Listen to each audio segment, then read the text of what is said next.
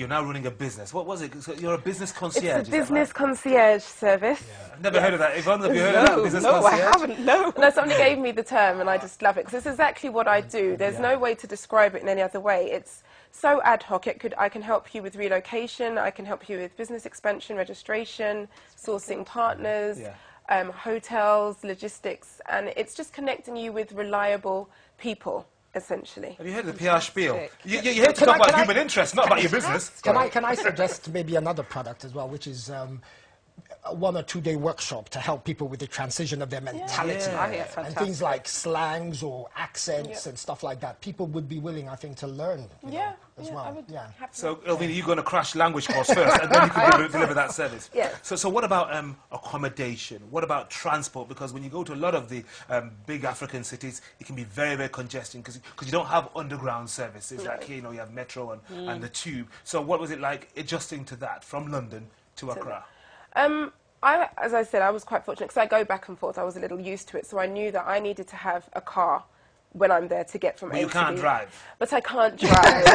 Thank you, Henry. All right, so I made sure that I provisioned for a driver okay. so I could get around. Okay. But you do. The clip that KSM showed about learning how to deal with the taxi drivers, I had an incident with one taxi driver. I got in the car, it was late for a 5-city journey.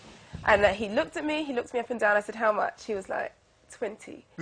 I had to let him know. And he was so apologetic once you pull them up. But, I mean, everybody's taking a chance. Yeah. So you do have to adjust your mind, as Magnus said. You can't get... It's easy to get frustrated. It's easy to be like, they're trying to rip me off. They're trying to take all my money. They're trying. I'm going back Heathrow Terminal 3. This is it. And you've got to just let yourself, like, be ready. Say, I'm going to get ripped off. I'm going to overpay. And then just keep talking to people. You're having a meeting with somebody. Okay, how much should I pay to come and see you? So you know what you're bargaining with. And then slowly you will get to know, but you have to give yourself time for that mental adjustment. Okay. And what about accommodation then? Because, of course, you're used to living in a penthouse at Hyde Park in London. Oh, my goodness. Please don't listen to this man. Okay, a hovel in Brixton. Go on. Please don't listen to this man. All right, go on. Okay, accommodation. I was able to get a referral for an agent who helped me find my pink mango tree house, as I call it. My. Nice, yes, very nice. My big mango tree, which will now be in fruit. But the things you have to keep in mind is that you have to pay rents in advance. If you're paying in dollars, it's usually a year in advance. If you're paying in cedis, it can be 2 years in advance. Rents can be anywhere from $300 to $500 to $2,000 a month, depending on where you're living. And then you have to take into mind security. Maybe you need a house help. Maybe you need a gardener. Maybe you need a driver. Houseboy. These things. But, I mean, okay, we make jokes about it, but another way to look at it is you do need this assistance until you can get your feet on the ground, and then you're also providing employment. So we laugh and joke about you're going to go and get all bougie, but on the flip side, you're also bringing employment and hopefully a different way of working with people as well. Does this kind of answer some of the questions you were thinking about, Yvonne? I'm so excited. I'm so impressed because it's exactly what I would want to do. I think you're a tiny bit younger than I am, but to actually do something like that is amazing. It's phenomenal, and I'd love to do that. Really love to do that. Brilliant. I'm really glad everyone's being inspired. It's really inspired me. Oh, good. It makes sense to me. I love the concierge bit. You know, I think that's massive in terms of what it can do. And she looks so well. Look how well she looks. She looks amazing. The sun, mainline, vitamin D. Oh, stress-free.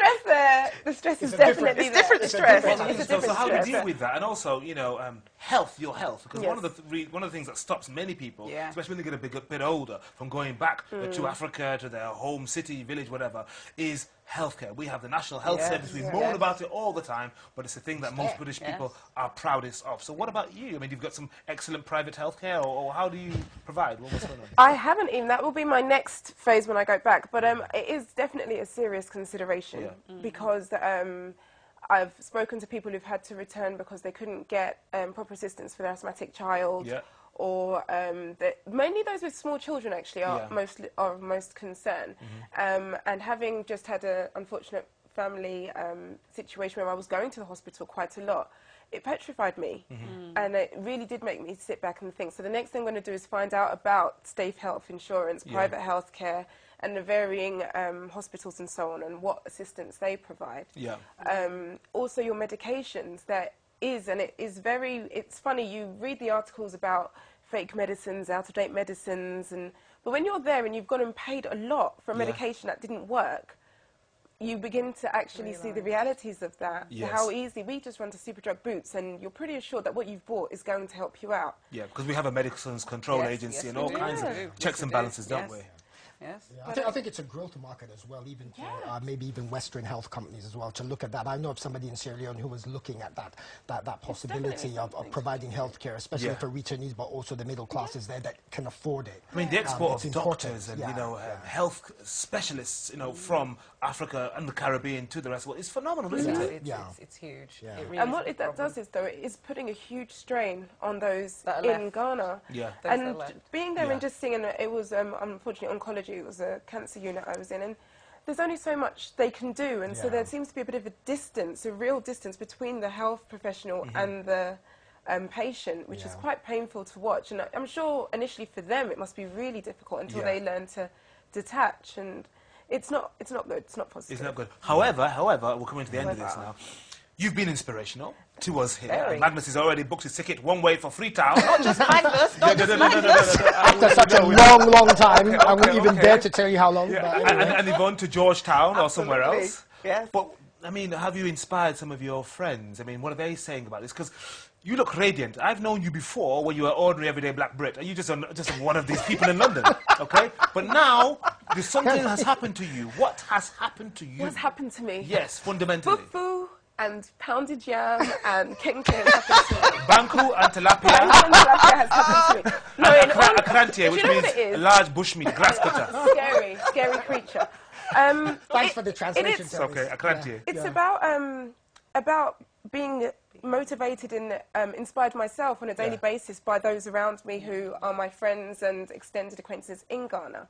I'm wearing a piece of one of my friends, and she moved about 4 years ago, worked for the police service here, now is working with amazing NGO and has her own fashion line. Brilliant. She was recently called one of the most inspiring women, or one of the top 10 inspiring women in Ghana.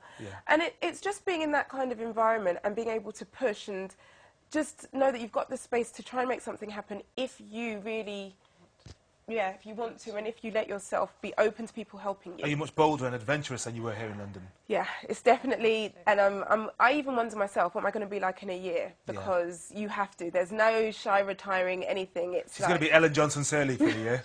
Liberia. Wow. It's tremendous, isn't it? It's great. It really is encouraging. My maternal grandfather is Ghanaian, actually, because you think I'm fully Sierra Leonean, don't you? British. No. Well, you'll be wrong. Yeah, no. I'm a quarter Ghanaian. No, he's now mixed race. Elvina Quaison, business concierge. What's the name of your business? It's Silk Solutions, Elvina Quaison. Quaison, sorry. Thank you. She's a fancy or something like that. Silk Solutions. Yes, that's what and you can find me at www.silksolutionsglobal.com.